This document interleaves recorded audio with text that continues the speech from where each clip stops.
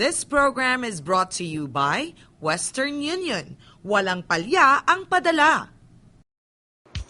Isang magandang morning po mga kamarino. Magandang umaga sa iyo, Admiral. Morning, Maricel. At syempre kung na-miss nyo kami, huwag kayong mag-alala dahil ngayong Sabado ay magkakasama-sama tayong muli, ha?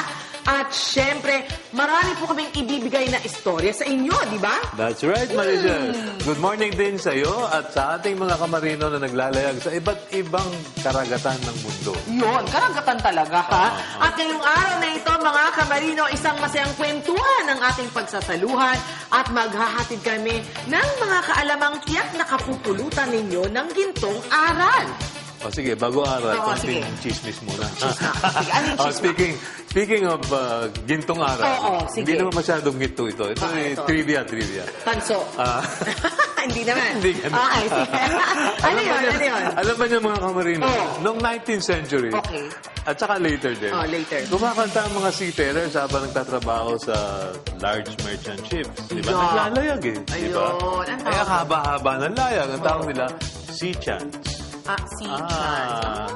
At kung tawag na sa English, maritime work song. Ginagawa niyo rin dati? Ba't ka na nasa barko ko ginagawa? May gitara pa ako. May gitara. Tingnan mo nga naman. Meditation naman yung kinagawa. Kaya naman pala madalas ang bagyo sa Pilipinas. Okay, ba't nila ginagawa ito? Para?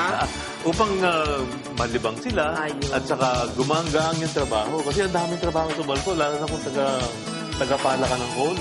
Tama. Mabigat na trabaho yun. Yun, alam mo, natural singers pala ang mga mandaragat, ha?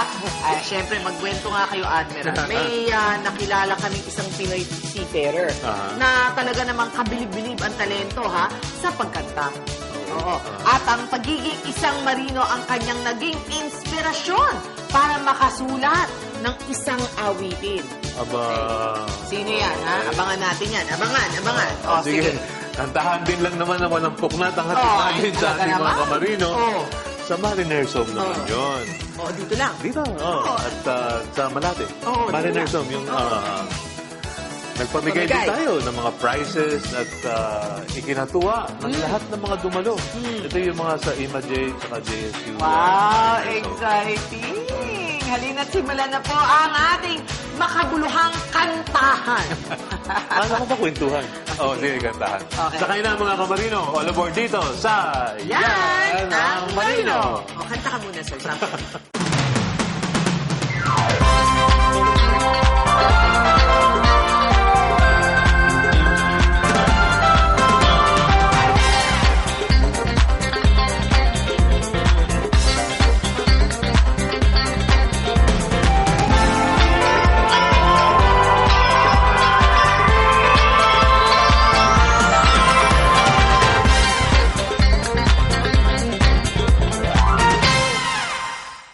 Alam niyo ba mga kamarino na singing enhances your mood and can evoke deep emotions?